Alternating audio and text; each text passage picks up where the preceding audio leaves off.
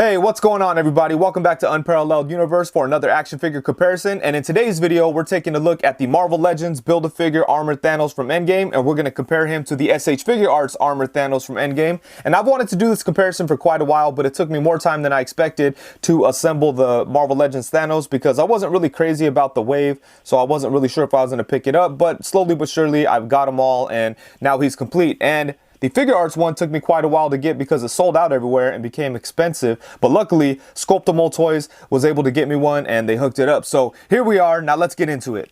So starting off with the sculpt and the overall design of these two figures, I think both of them have a lot of really nice sculpt work going on. I was surprised by how good the sculpt is on the Marvel Legends version because when I first saw the figure, I didn't think that the sculpt work was that good. But looking very closely at it, you could see a lot of details. But the problem is with the colors, they don't contrast with each other as good as they should. So some of the sculpt just kind of gets lost in it because you can't really see the differences in the little armored pieces because they all they're not the same color, but the darks aren't as dark as they should be, and the gold parts don't stand out as much as they should. And on the Figuarts one, you could see that that's exactly what's going on. The blues are very dark and the gold pieces are very shiny metallic, like a bright gold color. So that looks really nice. Not only is it more accurate to the movie, it also sells the sculpt work a little better than it does on the Marvel Legends one, because on the Marvel Legends one, it just kind of all blends together and you just can't see everything as good. But the details are definitely there. And also on top of that, the gold parts just aren't as shiny and gold as they are on the Figuarts one. And it looks like they tried to have some kind of gold effect in there, but it just didn't come out as good as I feel it should have. And yeah, just take a look at it here. I don't really like the way that all these darker parts kind of have like a gold kind of effect too. I just wish these parts were darker. I think that would have looked a lot better. But you know, like I said, the sculpt details are definitely there. Obviously, both figures are a little inaccurate because they both feature the Infinity Gauntlet. And as you know, if you've seen Endgame, he doesn't really have the gauntlet on when he has this armor on. I think he has it on for like a second before the stones get snatched away by Tony Stark. Can't really blame them for that. I'm sure they were going off early concept art or whatever. But still, it's very cool to have this version of Thanos in any case. So I am happy that we have both of these guys. But yeah, let's keep taking a look here at the details. Check out the details on the Marvel Legends one. The paint is kind of messed up. You could see that on the shoulder here, some of the purple is kind of bleeding through the gold. So that's not very good, you know. Not too happy about that at all. Let's take a look at the back of him too. Same kind of thing going on. You know, the sculpt is there, but it just doesn't stand out as good as it should. As far as the face sculpts go, both figures have really good looking head sculpts. The Marvel Legends one only has an angry face, and the Figuarts one comes with 3 other faces, but both of them do a good job of capturing that really angry look for Thanos. The only big flaw I have on my Marvel Legends one is that there's a scratch right across the teeth, as you could see there. But other than that, I think the head sculpt is very well done. And same thing could be said for the Figuarts version. And another problem I have with the Marvel Legends one is I feel like he's too tall or too long. Look at him. He looks kind of lanky.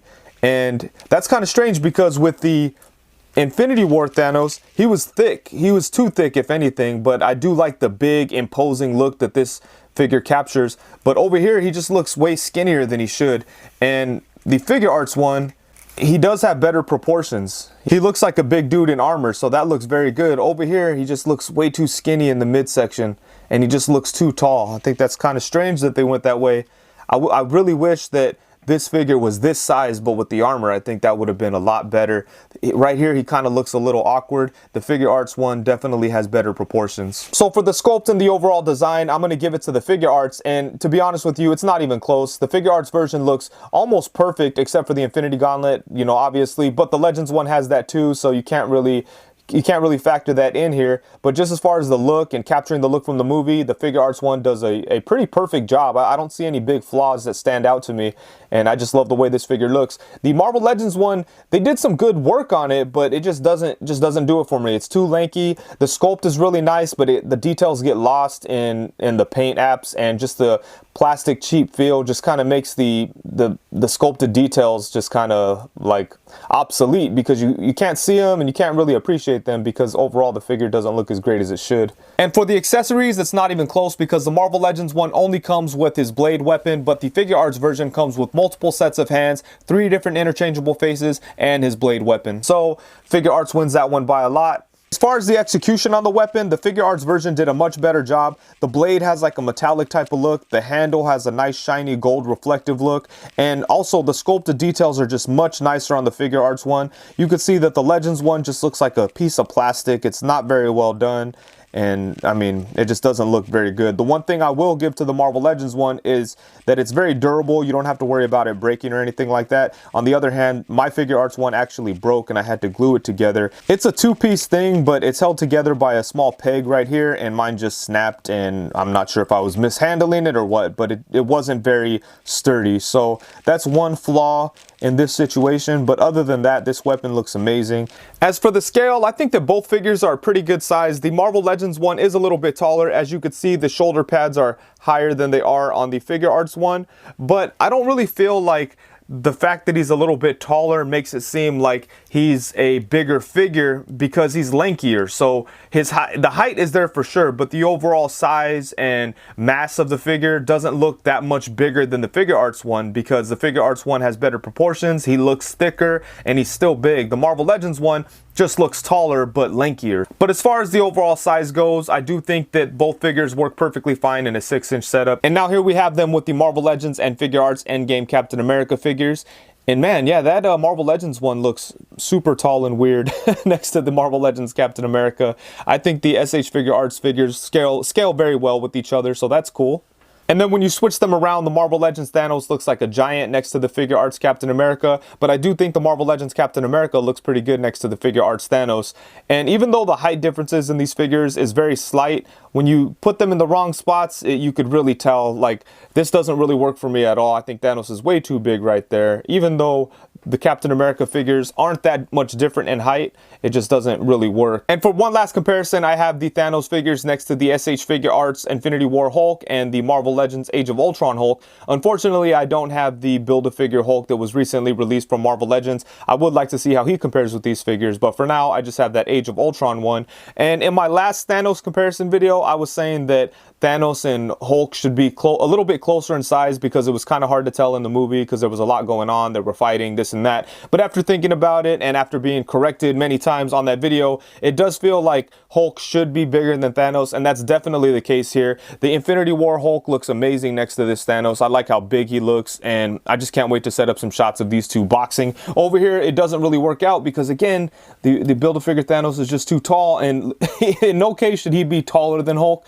I feel like there could be an argument that, I mean, they're almost the same size, but Hulk should be buffer. But here, he's taller than Hulk. It just doesn't work out for me. And for the articulation, there's really no competition here because the Figuarts version has much better articulation and posability than the Marvel Legends one. And to be honest with you, I'm really disappointed with what Hasbro gave us right here. I feel like this figure is a step back for them. It feels like a Marvel Legends figure that they would have released when they first got the Marvel license. So it's just very, very disappointing. So let's take a quick look at it here. He does have single jointed elbows, which I don't mind if they get some good range, but here there's not very good range at all. It doesn't even get up to 90. On this side, we have a little bit more, but not much. But, you know, I mean, I guess I could live with the arms because he does have the gauntlet on this side and he is a big guy. So, you know, it is what it is with the arms. But the one thing that I feel is unforgivable is the fact that he does not have a waist swivel, which is bizarre to me because he does have this, I don't know what you want to call it, this skirt thing that would have covered up the waist swivel perfectly, but they just decided not to put it in there, and that is just insanity. And same thing down here on the ankles. This feels like ankles that would have come on like the like a Ares Build-A-Figure wave era figure, and that's just not good. Or like Ronan the Accuser, or one of those old school figures they did back in the day, and it just sucks. It doesn't have the rocking. All it has is the up and down and the swivel side to side. So that really sucks. That is a step back.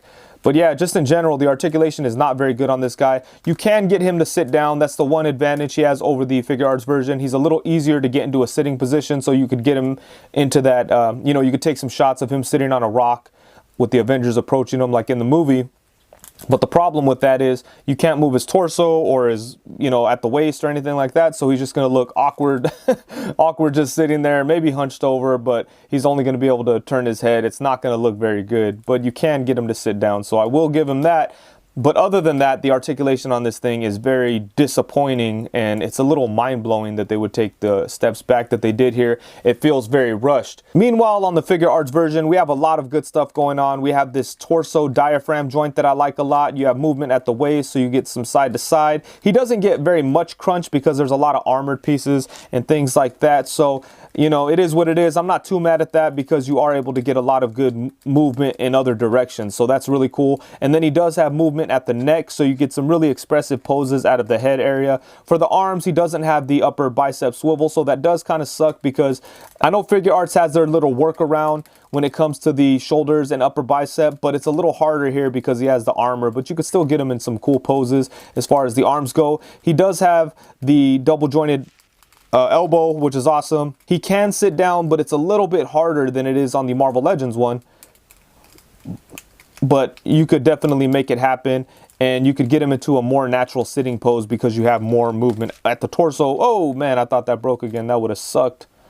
That would have ended this comparison pretty quickly. But anyways, it just popped apart, popped it right back together. But yeah, that would have been the knockout blow that Marvel Legends needed to win this thing here. But yeah, luckily that didn't break. That would have sucked. Sometimes Figuarts makes me very nervous. But anyways, yeah, I think the articulation setup on this thing is awesome, and it's much better than the very disappointing Marvel Legends Thanos back there. Okay, so now for a quick recap. As far as the sculpt and the overall design goes, I have to give it to the Figuarts version because it's a beautiful looking figure. The Marvel Legends figure has some good stuff going on as far as the sculpt, but it kind of gets lost because the colors really don't bring out the sculpt, and overall it just comes across as messy. And I'm not a big fan of the proportions. I do feel like he's a little bit lanky, especially like in the torso area.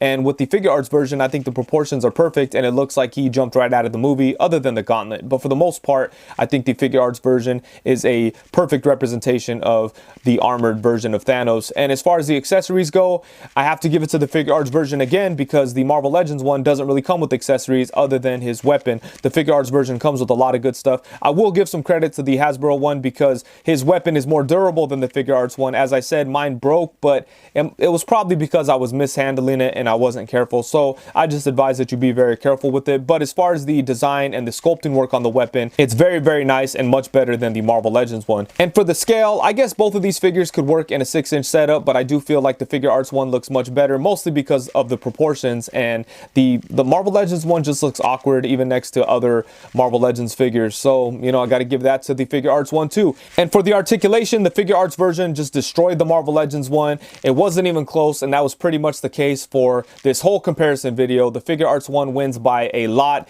It's not even close. The Marvel Legends one is very disappointing in my opinion. I mean, it's a cool figure to have if you don't feel like picking up the Figuarts one because it kind of gets expensive, but you know, that figure just isn't very good. And I guess you could say the Marvel Legends one could be considered a better value because you pay the same price to get these two figures, but with the Marvel Legends one, you're going to pay about $120 and you're going to end up with the whole wave of figures. But I will say that I don't feel like this wave is a must-have wave in my opinion. There's some pretty good figures, but there's nothing in here that's incredible. The only figure that I really felt like I had to have from this wave was Hercules, and there was some other ones in here that were good, but you know, I could have lived without them. But with that said, the Citizen V figure is a very cool figure. I was very happy with that guy, even though it's just a repainted Bucky cap. I still think that it's a pretty cool figure, but overall, it's hard to say whether it's worth picking up this whole wave just to get the Thanos figure. If you're going to pay $120 and the end game is to get a armored version of Thanos from Endgame, I would go with the Figuarts one because you're going to pay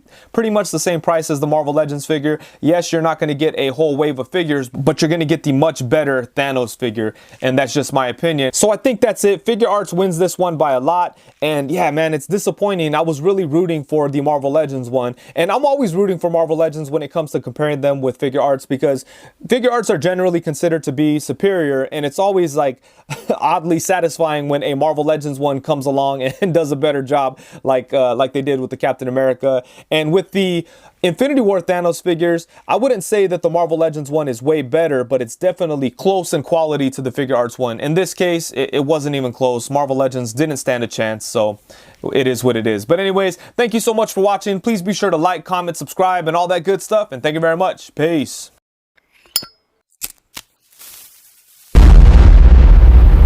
That's crispy.